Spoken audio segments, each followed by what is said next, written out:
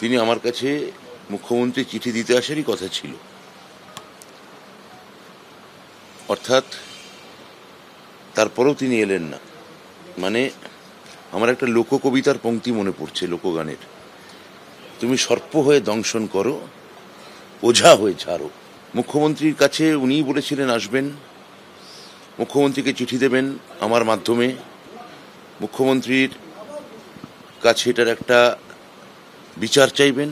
তারপর উনি ব্যাকআউট করলেন, এবং এই যুক্তিটা কোনো যুক্তি হতে পারে না যে যুক্তি উনি বলছেন।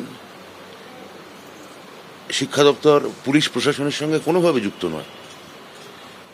ফলে উনি আমার সঙ্গে দেখা করে, এবং ওনারই দেওয়া সময়, আমি সেই সময় বসেছিলাম, তো উনি এলেন না। ওনার এটা ব্যাপার, উনি দলীয়ভাবে কোনো বিপদে পড়লেন কিনা, দলীয় কোনো প্রতিবন্ধকতা তৈরি হলো কিনা, দল ওকে বারণ করলো কিনা, পরে এই ক্ষেত্রে ওনার কোনো অসুবিধা হবে কিনা, এটা উনিই বলতে পারবেন। কিন্তু আমরা ওনার জন্য হাত বাড়িয়ে বসেছিলাম।